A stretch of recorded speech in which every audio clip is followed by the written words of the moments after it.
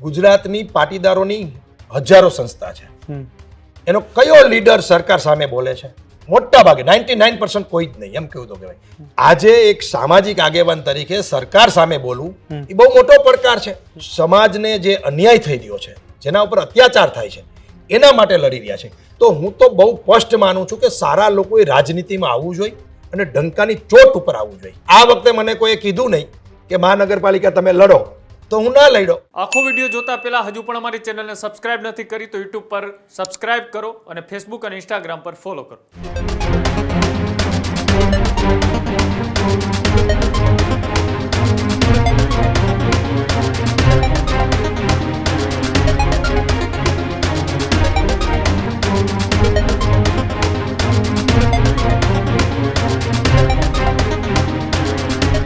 સ્થાનિક સ્વરાજની ચૂંટણી છે ત્યારે તમામ વિસ્તારોમાંથી દિગ્ગજ નેતાઓ જે ચર્ચાઓમાં રહેતા હોય છે તે તમામ અત્યારે ક્યાંક ને ક્યાંક ચૂંટણી પ્રચારમાં જોવા મળી રહ્યા છે. ત્યારે સમાચારોમાં વાત કરીએ પાટીદાર નેતા મનોજ સોરઠિયા સાથે સૌથી રસપ્રદ સંવાદ. મોરબીથી ચૂંટણી મેદાને ઉતરી શકે છે મનોજ સોરઠિયા. પાટીદાર નેતા મનોજ સોરઠિયાનો ન્યૂઝરૂમ સમક્ષ મોટો ખુલાસો.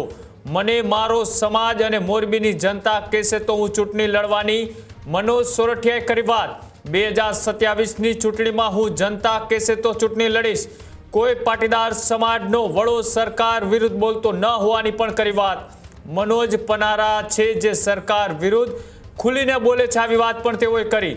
ન્યૂઝરૂમ ગુજરાતના એક્સક્લુઝિવ ઇન્ટરવ્યુની અંદર આ મનોજ પનારાએ 2027 ચૂંટણી પહેલા એક મોટો ખુલાસો છે તે કર્યો છે અને સાથે જ મોરબીના અનેક પ્રશ્નોને લઈ તેઓ ચર્ચાઓમાં રહેતા હોય છે.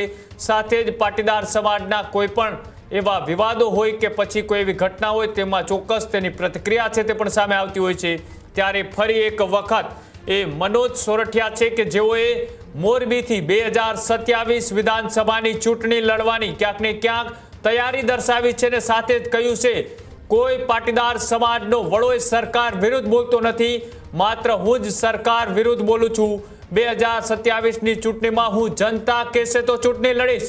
આ જાહેરાત એક વર્ષ પહેલા પાટીદાર નેતા મનોજ સોરઠિયાએ મોરબીની અંદરથી કે જ્યાં એક બાજુ સ્થાનિક સ્વરાજની ચૂંટણી ચાલી રહી છે ત્યાંથી કરી છે. શું કહ્યું આવો તે પણ જોઈએ.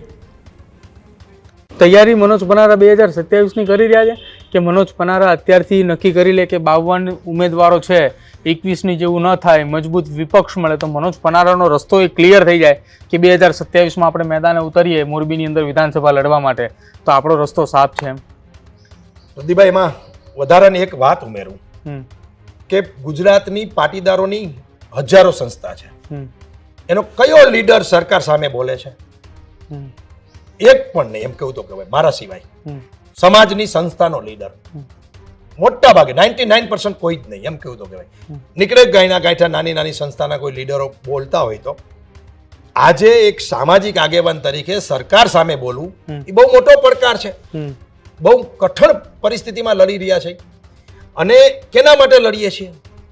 ખેડૂતો માટે, મજૂરો માટે, સમાજના ગરીબ ગરબા માણસો માટે. આ લડાઈ સમાજને જે અન્યાય થઈ રહ્યો છે, જેના ઉપર અત્યાચાર થાય છે, એના માટે લડી રહ્યા છે. અને તમે કીધું 22ની તૈયારી, તો હું તો બહુ સ્પષ્ટ માનું છું કે સારા લોકોએ રાજનીતિમાં આવવું જોઈએ અને ડંકાની ચોટ ઉપર આવવું જોઈએ.